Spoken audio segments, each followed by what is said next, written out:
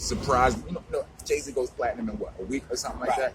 The fact that anybody goes platinum at all anymore is impressive. You understand what I'm saying? Him going platinum in a week is because he's the great one, right? But the rest of us, you understand what I'm saying? Like, if you ain't up there, you ain't Lil Wayne and Nicki Minaj and whoever else is up there in the, you know what I'm saying, in that upper echelon with the machine behind you and all of those dollars behind you, the rest of us your album is just a business card.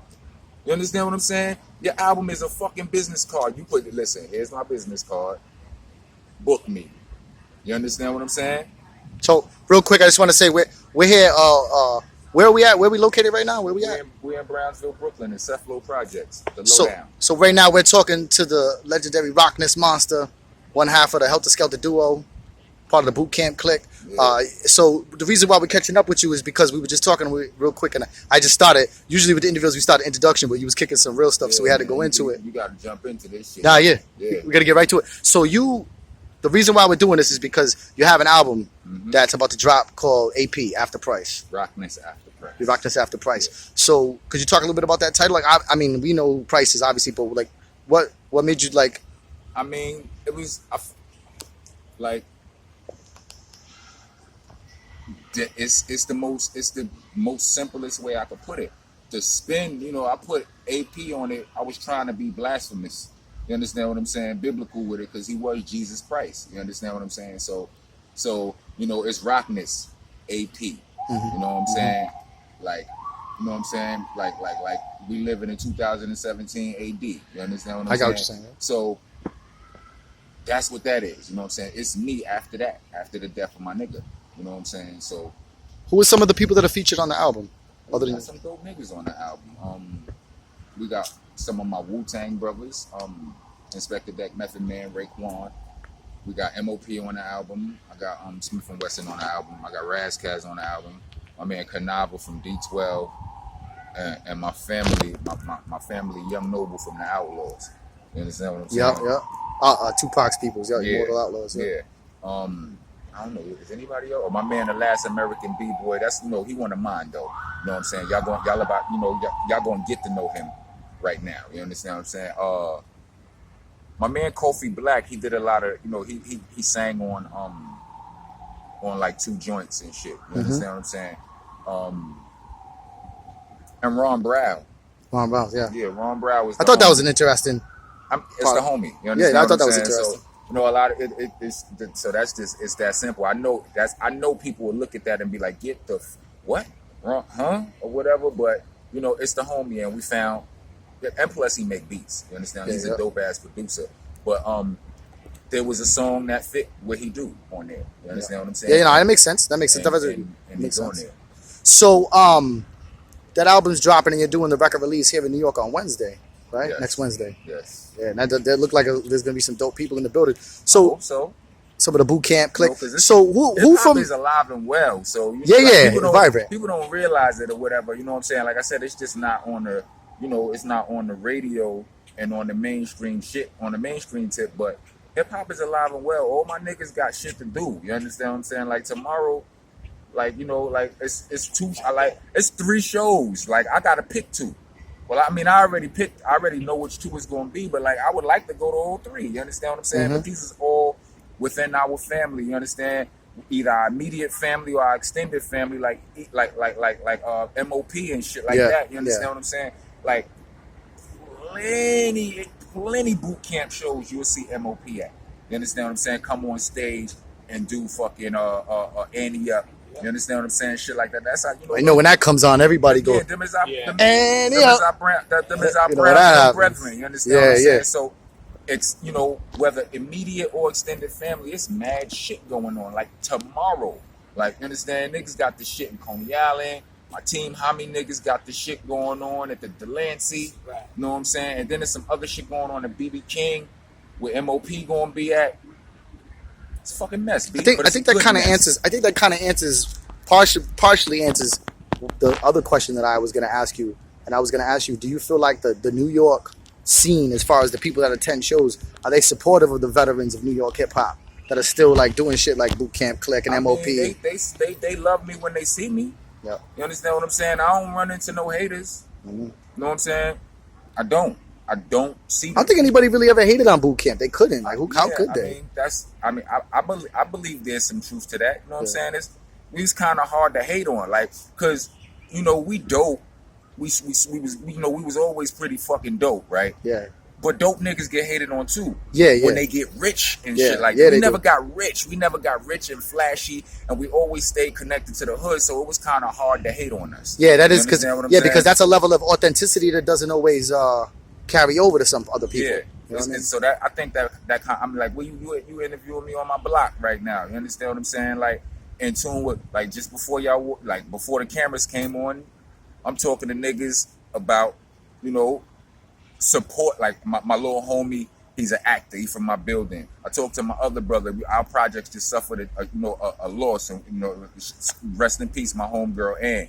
You understand what I'm saying? She was a big homie too. Like, she's back when we was growing up. Like when the older niggas used to beat us up, if Ann caught them, Ann would beat them up. She was that kind of big homie. You understand what I'm saying? But like, it was all in love. Like a mama bear. It was all in love. I mean, but she was younger than like our mothers. You understand what I'm saying? She was older than you guys. She was just older than our brothers. So, and she was thugged out. Like, you know what I'm saying? She was straight thug. Like, straight thug. I got war stories. I got crime stories. You understand? Getting locked up stories where Ann was involved. No doubt. You understand what I'm saying? And, no doubt. You know, even though, I mean, and you would never expect it. I never talked about it. It was never nothing to talk about. It was just something that happened home for me. You understand? It was somebody that was part of my home. You understand what I'm saying? Yep. And so it never made it into the raps or nothing like that. And I hadn't seen her in over a year, probably. You understand? She don't live over here no more, but she passed away, and the projects is hurting right now. Rest in peace to her. Understand what I'm definitely, saying? Yeah, rest in peace. Because sometimes it's those surrogate mothers or characters that help us become.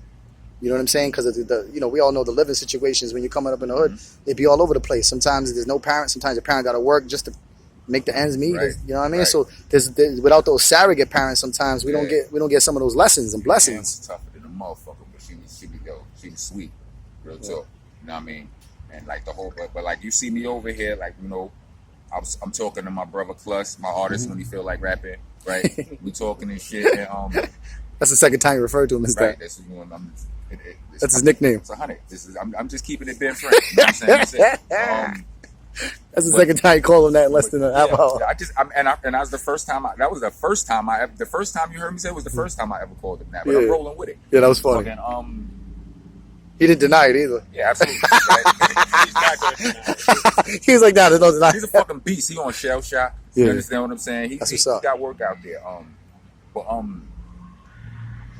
Yeah, we was talking about that. You understand what I'm saying? It ain't like like I didn't just come over here for an interview. Like, you understand what I'm saying? Like I said, we come to you on your block. That's why I wanted to come meet you where you was at instead of like in a studio somewhere or something. Right. And so this area we're in of Brooklyn, how many people that were down with boot camp come from this like immediate area? Not necessarily this block right here, but like this immediate area.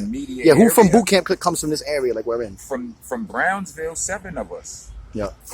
Even like Buckshot was scattered all over though, but he got he lived in Brownsville for a while too. You know what I'm saying? But the rest of us, we all from Brownsville with the exception of Tech. We all grew up here. Yeah. And out of that, like out of the grade 8, you know what I'm saying? Heltah Skeltah, OGC, Smith Wesson, like only one, like Ruck is the only one, like me, Steel, Louisville, Top Dog, and Strang. So the whole OGC, right? Well, Strang ain't from these projects, but he's from this immediate area. Yeah. He like walking distance, right across the street from the projects. Yeah. If he's walking distance, he's closer than the store over there. Yeah, you understand what I'm saying? So, so this immediate area, all of us, with the exception of Tech. You know what I mean? Yeah. So when it all like jumped off the whole boot camp Clik thing, did you guys realize what it was going to become like and be such like a, or did you just think like, all right, we're going to do this for fun, or did you realize like how serious it was when it? I mean, like we wasn't playing with it. No, you guys hit the field running hard. You understand what I'm saying? And the projects were consistent. Yeah. The group group share, the Black Moon, Heltah Skeltah. Yet. Like we was on the job training like a motherfucker. Yeah. Understand what I'm saying? You had no point of reference. You just kind of. Nope. You understand what I'm saying? There was no guidebook to. I mean, look. This is what I'm telling you. Like certain niggas like didn't even rhyme before it started. Like we was or wasn't even that dope. We was making each other dope as we was going along. We was making niggas dope. The collective energy. Yeah, it's just like, look, B. Not just the collective energy. Like literally, like it's like some of us in boot camp were taught to rap by other members in boot Yeah, camp. I get what you're saying. You understand what I'm saying? All the Inspired way. to go harder because you're like, yo, taught to rap. Tech or Steel just went so hard. I gotta do that. Like I gotta do. Oh, actually taught to. Oh yeah, like didn't you even. Understand what I'm saying? Yeah. Like because this shit, boot camp Clik is nepotism at its finest. Yeah, you said that last time in the interview. It's all family, so it wasn't like this nigga's dope. We gonna put him down with us. You're like, no, this nigga's our man. We bringing him. You're gonna learn how to rap. You gonna learn how to rap. You're gonna learn today. You're gonna learn how to rap. Yeah, that's dope though. Because that means that you guys didn't just like make like legendary music. You made each other better people and better artists and better like. There's so many things that come with that, like layers. And all of yeah, that. layers. Yeah. So yeah, that was. Yeah, that's how that all went down. You know what I mean? I mean, like I said, and there was some legendary projects. I mean, arguably, right, myself included, and there's many other people that would agree. There's so many classic albums, but like, there's not many people that grew up in that '90s era, listening to music in the '30s like me. There's not many people that would not be able to say that Nocturnal was one of the greatest hip hop albums of all time. I mean, and you might know it's dope, but not it's you and it's your creation. But like from the outside looking in, right, like. That shit was monumental. Like it was monumental, and it was something different. And it was like you guys all together had a certain formula. I mean, but then like you guys individually, like the projects was dope. We knew we was going to do that, but I can say that we were trying to. You were giving it your. So you're saying your spirit was into it too, in your heart. It wasn't just. It wasn't like we were surprised. Like by the time I was 15 years old, I knew I wanted to be a rapper for real. Like I already knew how to rap. My voice had changed. You understand? Niggas was already in school talking about, yo, you should be a rapper. They never heard me rap. They just hearing me talk. I'm like, I rap. Well, you do got that voice though. That's why I always like you always did the illest choruses because your voice, like, it's just you got that voice. Like not everybody has. Some people can rap, but they don't have like a voice. Like you know what I mean? You got a voice. Like you need like. Appreciate it. Yeah, that's like that shit. Like we was but to answer your question from this, we didn't know it was gonna be so big, but we wasn't expecting it not to. We wasn't, you know what I'm saying? We wasn't just playing. You understand what I'm saying? We wouldn't have brung our niggas along if it was a game. We thought this shit was something big. Listen, like when the first nigga who ever sold crack put his mans on, that's what it was. He's like, yo, it's money in this shit. This shit, we could blow up in this. Whatever he was thinking that day, he got his mans and he brung them. Somebody ain't know how to do it. They taught him. You understand what I'm saying? Yeah. And they did it. You know what I mean? So when did you? I mean, you might not know the exact point I'm saying, because I know it's it's a lot of years that you've been in the game.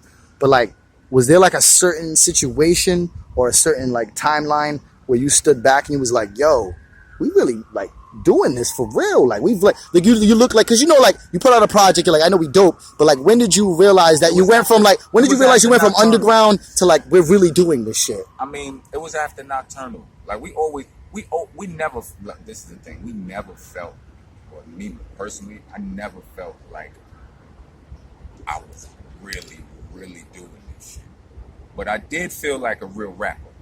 And that's a difference. You understand what I'm saying? Because I understand what you're saying. What I'm saying? Like, we was always fighting. You know what I'm saying? It was always a fight in the game. Like, the industry wasn't nice to us. Do you feel like you had to fight to keep your integrity and your individuality? Or?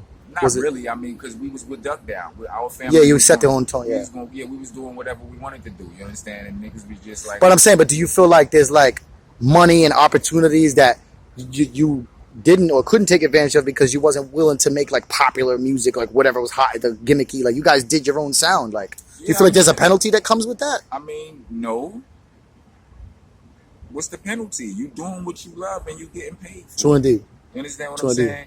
You gonna be mad because you ain't get some imaginary money that didn't ever? You understand what I'm saying? There are people out there that feel like that, but that's what I'm saying. Like, you know what I mean? That's like, them. Yeah. That's you understand what I'm saying? Like imaginary money. Like a nigga never even offered me no money to do a pop song. Nigga never offered me no check to do that. Yeah, I didn't even have to make that decision. Never even happened. Yeah. So I can't be mad. I can't look at other niggas who did it and be like, Nah, I was doing the kind of music I wanted to do. Yeah. You understand what I'm saying? Yeah, that's for sure. And that's you know, and it's a lasting legacy because like so much came, like I said, so many projects came out of your collective. Like, and don't get it twisted. I feel like I have pop appeal, and I feel like I've made songs that could go pop. They still kind of hard though, because it's still rap. You understand what I'm saying? No doubt, no doubt. What tough niggas don't become millionaires? Don't become nationally famous? Yeah, I got you. Internationally famous? Like what? I mean, just because it's rap, got to be broke to be real. Yeah, like you can't make moves. And no, I get what you're saying. You understand what I'm saying? Like, no, I get what you're saying. I mean, come on, like this nigga Chuck Norris is world renowned. This nigga name is a fucking punchline for tough nigga shit. You understand what I'm saying? Like the fucking my namesake, The Rock, Dwayne Johnson. Yeah. You understand what I'm saying? This nigga's making a living off of being the tough guy. You understand what I'm saying? Exactly. Point blank period. So, but and he's big out there. Yeah, you understand right. what I'm saying? Yeah. It ain't no limitation on him. His personality is his personality. He don't take no shit. Neither do I. That's it. That don't mean that, you understand what I'm saying? I can't be popular. Yeah, I get what you're saying. And I think that I mean, so what do you see, like what do you see like down the road, like after this album? Like what's the next, like what can we expect? Like I know the album's coming, but then more like albums, but of course more albums. Like I was working on an album before Pete passed, and that was almost finished. Now I gotta go, but when that happened, I didn't want to just slap a song on that album, like a tribute song on a whole nother half-heartedly, album. just throw it. The world is different now. Yeah, just to throw it because it's there. Like, yeah. No, I get you. So I did Rockness AP. You know, I felt like this moment needed its own. It was its own moment. It needed its own picture frame and packaging. And shit. Made it sacred. You know made it sacred in a sense. Like I get what you're saying. But it's back to that album. You understand what I'm saying? Like I'm getting back to that album. It's all old to me now. You understand what I'm saying? But you're gonna release that I'm gonna go back and revamp.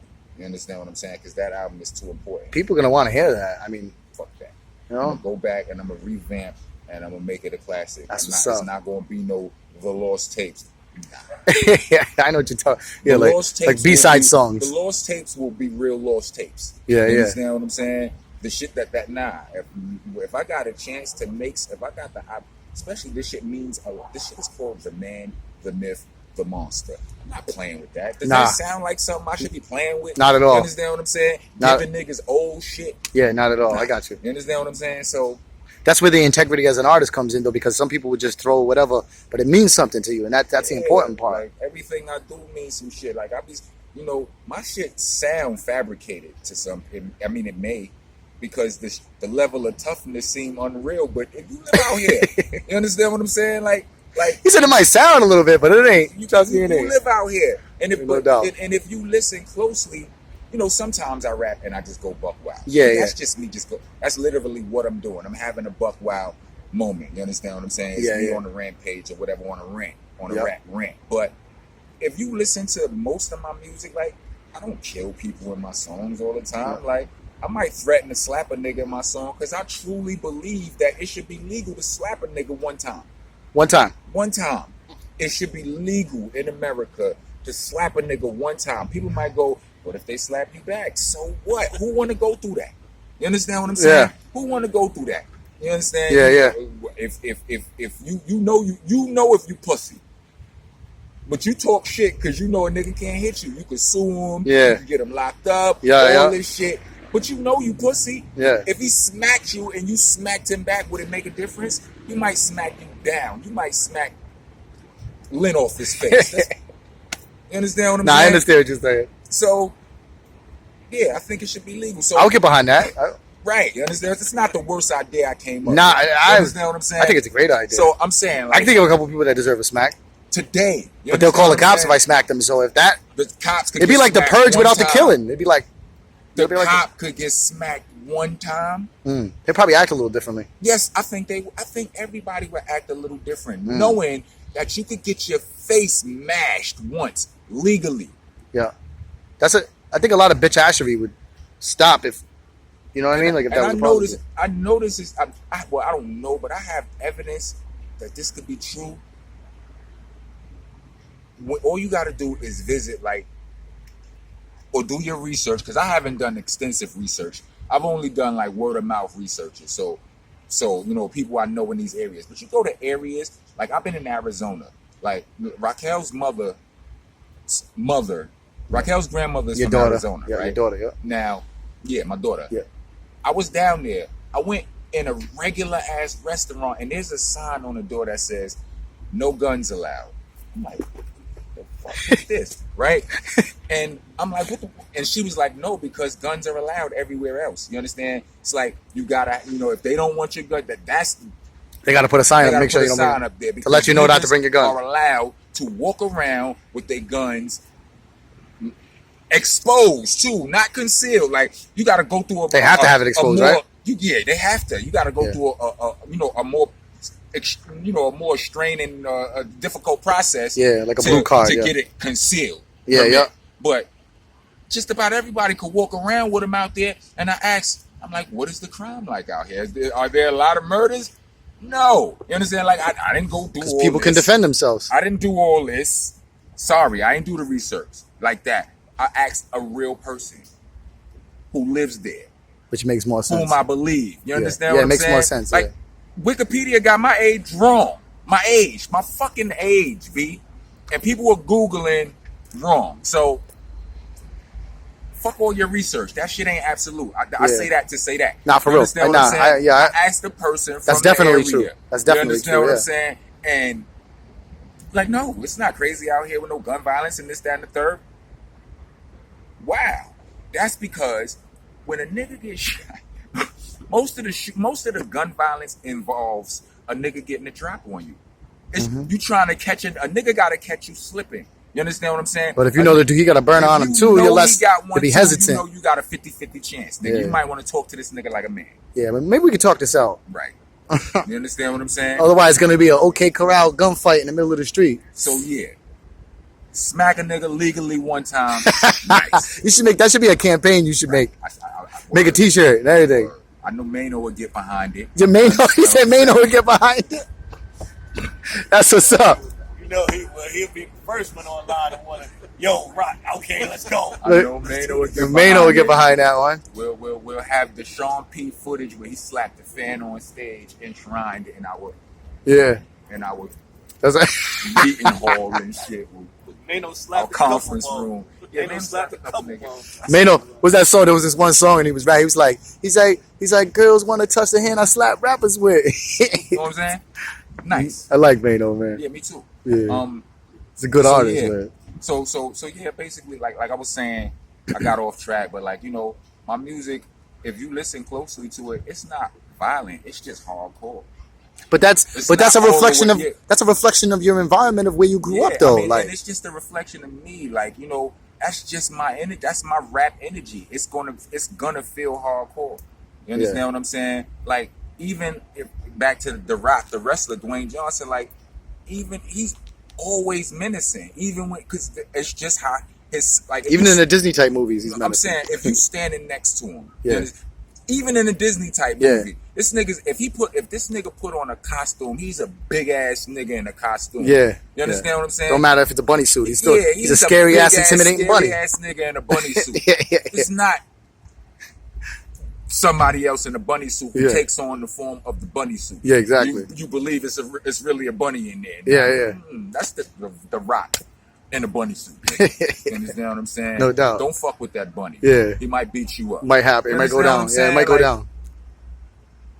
So yeah, that's just my vibe. I got some. I mean, like, I've made songs that, and I got songs in my head. Like that.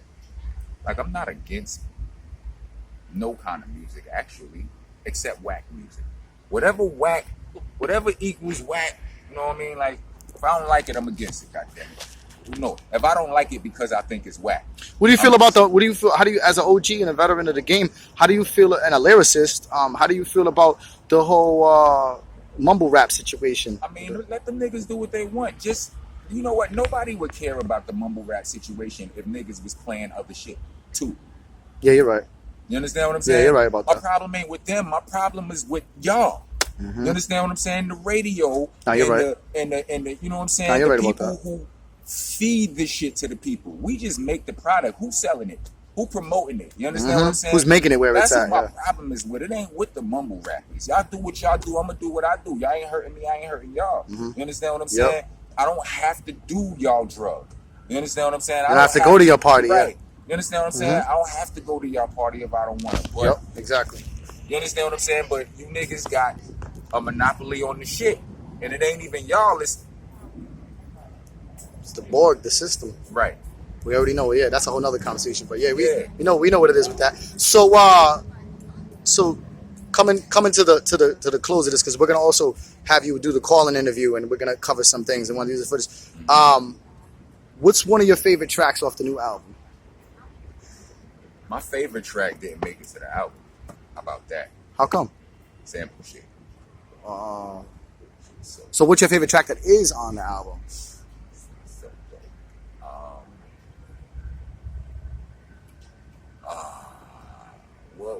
what is my favorite jump off on the album? That Wu Camp shit's pretty crazy. It's pretty fucking dope.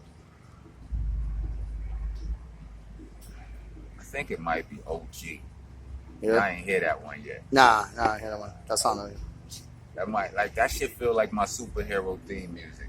Yeah, that's what's up. Word up. might have to start off the show. Like, I don't know if we're gonna start it off with that. We might need to want. I don't even talk about it. That shit is great. It's my DJ Sky. Hey, say what up, yo. What up? Introduce yourself real quick. DJ Sky. His DJ. This DJ. That guy DJ. Yeah. Also awesome baller. Also, Yeah, awesome ball. OG baller. OG You baller. understand what I'm Looking saying? like I was just finished playing ball, but He I had didn't. he had I to was pull in the studio. he had to pull out the moves on the youngins real quick. I was in the studio. Tomorrow I'll be balling. Yeah. Not today. So OG, so that's one of your favorite joints. So it seems like there's a lot coming from you after this album. It seems like this is like a Oh yeah, I got a lot of There's a other lot shit of- other than I jumped